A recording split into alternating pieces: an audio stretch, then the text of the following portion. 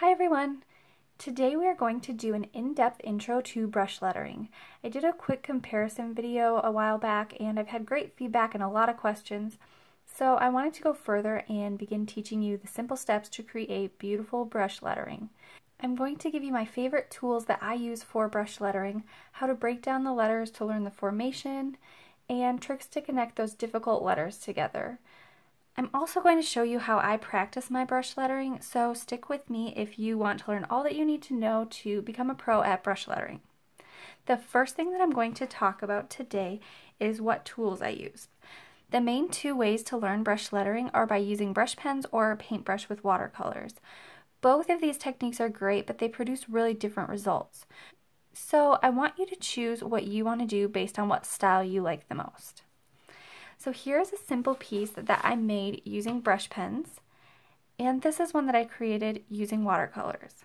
So let's talk specifics. As far as brush pens go, I love the Tombow dual tip brush pens. These are really high quality and give you the ability to get really thin and really thick strokes, which is the key to brush lettering. For watercolor lettering, I like to use a water brush. The one I'm using is the Pentel Aquash water brush in a size medium. I do also like the size small, but a medium is available in stores. I've seen it at Michael's and Hobby Lobby, so we are using this today. But if you are lettering something really large with a lot of words, it is worth it to get the small that you can find online. If you don't have access to a water brush and want to use a regular paintbrush, you can use a round brush in a size 1, which will give you a similar outcome as what I will be showing you today. When using a water brush for lettering, there's a lot of different options for watercolors, and if you have questions, I will definitely get into more detail on that in a different video. But what I'm going to be using today is this tube of concentrated watercolors. This is just a really cheap tube that I purchased at Walmart, and they work pretty well, so that's what I'm going to be using today, and as always, I will link the brushes in the description box below. So let's get into technique. I'm not going to spend a lot of time talking about how you hold your pen or your brush because I'm a believer that you need to hold it however is natural to you. A lot of people will say that you need to have a specific slant or angle, and that might be helpful in the future, but the main thing is that you need to have control over the pressure that you're putting on your brush. If you don't have control, you won't be able to make those thick and thin strokes. So if you're trying a new technique for lettering and also trying to learn a new way to hold your pen, you're going to get super frustrated. So hold your pen however feels good to you so that you can have the best control over your pen. For me, that is like this, and I have just kind of a slight angle, and that works perfectly for me. Next, we're going to get into our technique for creating beautiful brush lettering.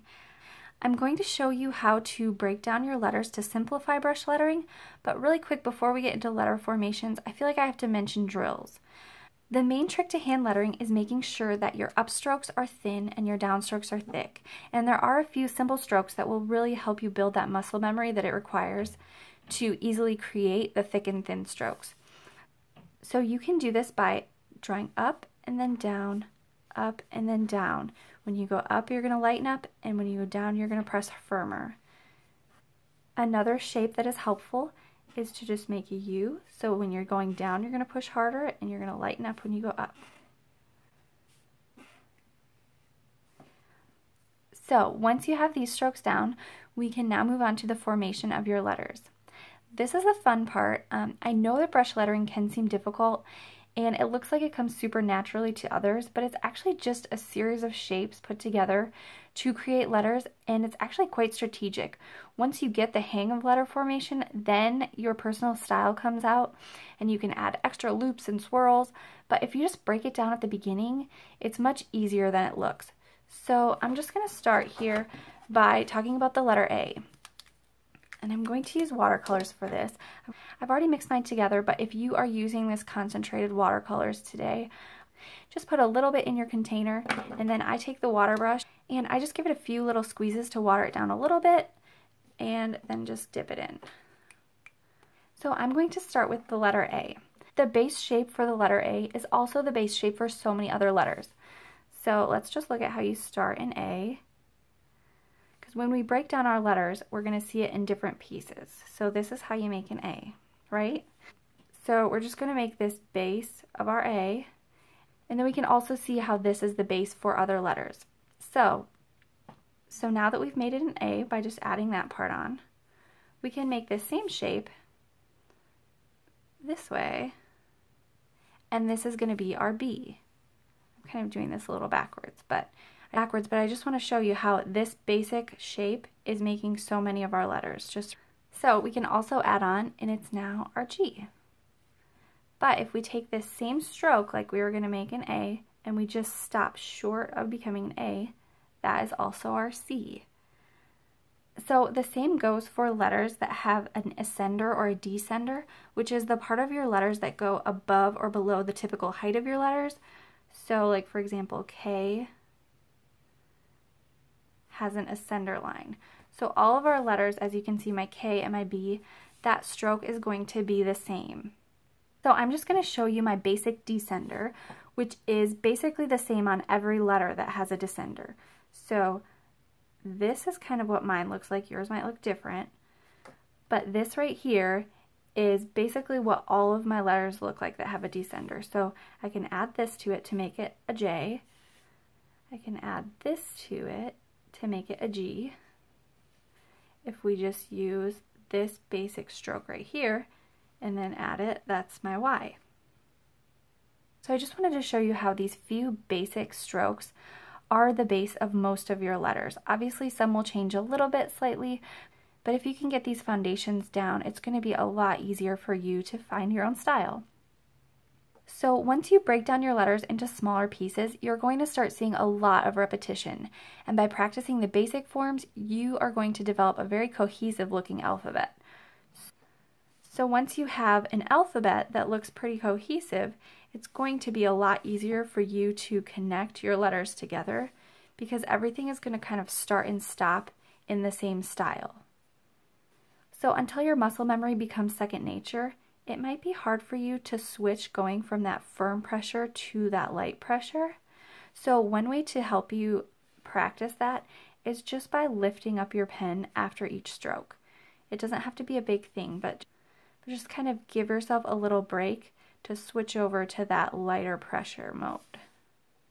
So if you just take it one stroke at a time, you're going to be able to get that muscle memory that you need in order to form your letters correctly, but also have the correct thickness of each stroke. So if you don't do that, your letters might be formed correctly, but they're going to look like that, and that's going to be a mess if you try to write anything more than a couple letters. So you're going to want to make sure that while you're forming your letters correctly, you're also applying the correct amount of pressure so that you don't have a mess. So this is the goal here. See the difference between this really thick all around and that really thin right there? I'm using the same brush, I'm using the same watercolors, and just using a little bit different of a technique. So that is going to set you apart, and that's going to help you to achieve the brush lettering look that you're going for. It's not that this look is bad, it is just not going to allow you to write more than a few letters without getting really crowded and sloppy. So this is definitely the goal. So next I'm going to show you how to connect those difficult letters. But first I wanted to show you these lettering worksheets that I created. Each of them have a complete page for each letter, and I went ahead and broke down each of the letters like we were talking about earlier into just different strokes. And that just gives you an easier understanding of how to form those letters. And it's really helpful to be able to trace these letters without having to think about where your pen's going next. And you're just going to be able to copy these down and really work on that muscle memory until it becomes second nature. I'm going to make a letter with me video showing an example of me filling in these worksheets and how I like to practice. So watch for that if you're interested. But for now, I will just have the link for these worksheets in the description box below if you're interested. And when the video is up, I will put that link in the description box as well and add it to my brush lettering playlist. So let's get into connecting our letters. This seems to be a tricky thing for a lot of people to do, so I'm just going to show you some really common problem areas and tricks that I use to get them to connect better.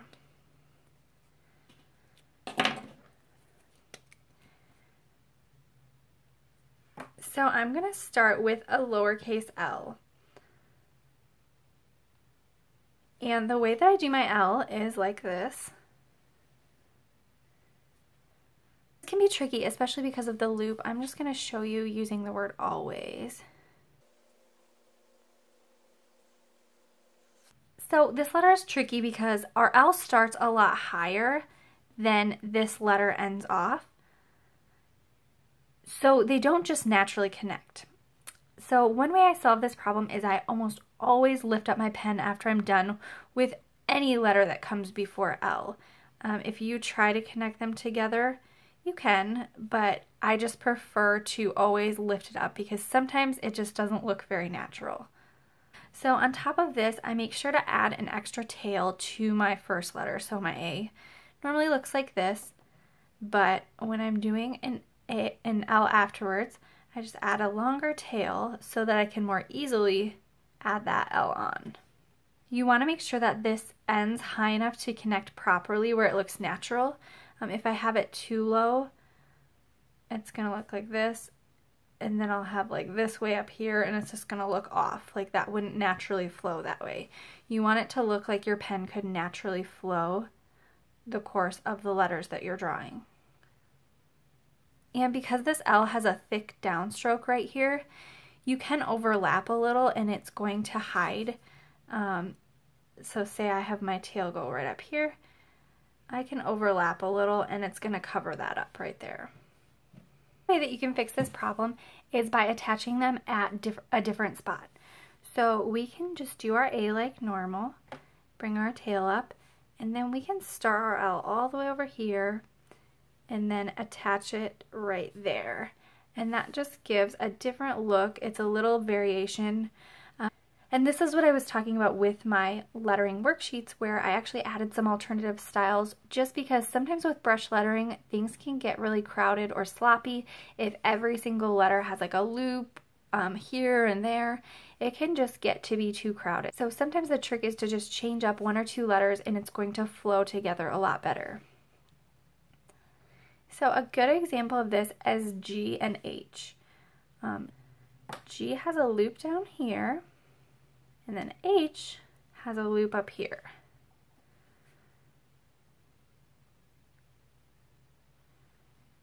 So that can look pretty crowded, and it can be hard to get like this all the way up here and then this right here and make those look good together.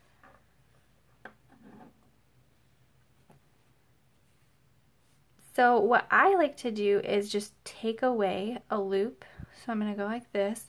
And then instead of doing this fancy H, I'm just going to make a regular H. And sometimes you just have to do this because with brush lettering, like I said, it can just get really crowded and messy. So sometimes just changing up one or two things is the solution. Also keep an eye on your slants if you do want to have the loops. If you just kind of bring this over further, so instead of going like straight down like you might think with a G, I'm really going to try to curve this over here. So my loop is way over here. And bring this up, and then I'll do this one here. That way they're not competing with each other and they are their own letters. So I'm going to show you again right here.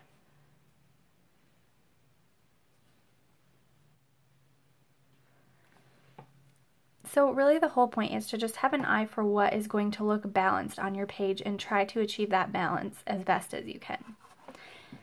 So the next tricky letter combination that I am going to show you is OR. O's can be difficult to connect to the next letter depending on where your loop is. A lot of people just do an O like this. I actually do mine like this. And I do my R like this. So as you can see, they don't really start at the same spots. Other people also might start their R's down here, and then that can be really hard to connect.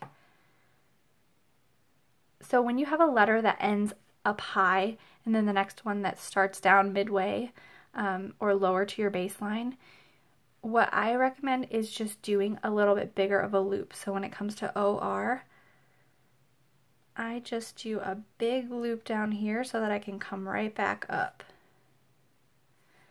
If you don't do that and you were to go like this, my R is going to be like really teeny tiny. And that's fine. It just is going to be a little bit more squished together, and it's not going to give me the same look of this R that I'm going for. So again, I just do a really deep swirl down here, and then I can just come all the way back up. So I could go on and on with tons of letter combinations, but I hope this gives you some basic techniques to use with your trouble letters.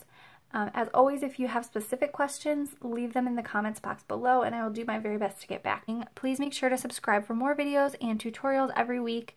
If you would like to find me on Instagram, I post throughout the week there. So thank you. Thank you so much for watching. I hope this was helpful and I hope you have a wonderful day. Bye!